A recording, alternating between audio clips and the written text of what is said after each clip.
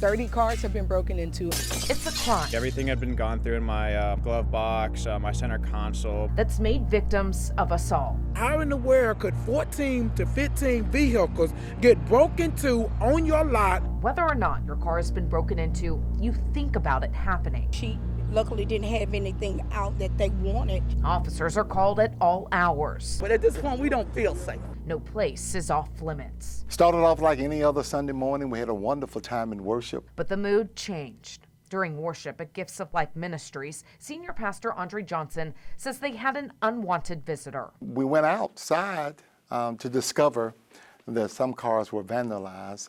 He showed us the pictures. Several windows smashed, their hearts broken. Because we been together as a church for 20 plus years, and nothing like this has ever happened. Other churches in Raleigh reported car break-ins that same Sunday morning. And according to the city's crime tracker, that day, Memphis police took nearly 20 reports of theft from motor vehicle.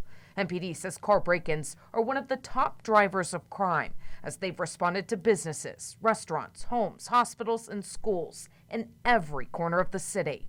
As of February, police took more than 1,300 reports, 500 more than the same time last year. Police have said that there's already an uptick in car break-ins this year, but I would say 50% aren't reported. Chris Eden owns an auto glass shop on Lamar and says a lot of his customers didn't file a report if nothing was taken. We're probably getting at least 100 calls a day on break-ins, and we probably get 20% of that. That's a lot. Yeah. What's even worse, We're having a hard time getting the glass, especially for the Kias and the Hyundais. We have to order them from the dealerships, or we got to order them from out of town. And he says it can take days, even weeks, for the glass to get here to repair the window. So how did we get here? Well, this is a problem happening nationwide. But here in Tennessee, law enforcement tells us this really started in 2014 when a law went into effect allowing people to carry their guns in their cars. soon after, people started leaving their firearms unsecured in their vehicle, and thieves caught on. MPD says that's now what thieves are after. You can see their success, a steady rise in firearms stolen from vehicles since 2014. More than 12,000 guns in all, 500 stolen so far this year.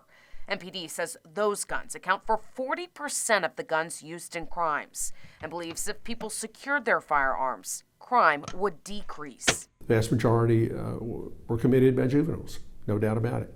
How do we address that?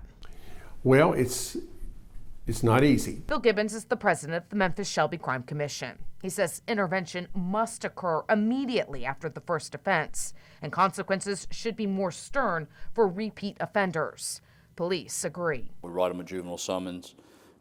Week later, we'll catch them or 2 weeks later, we'll catch them in another stolen car, breaking into another vehicle, and it just becomes a repetitious cycle. Adults are also responsible, like this pair, accused of more than 24 car break-ins last year, and one of them had been arrested for the same thing before. MPD says last year in all, they made more than 1,000 arrests. Meanwhile, frustration is mounting. A viewer shared this picture with us, a car parked off Winchester. Take a look at that cardboard sign in the dashboard.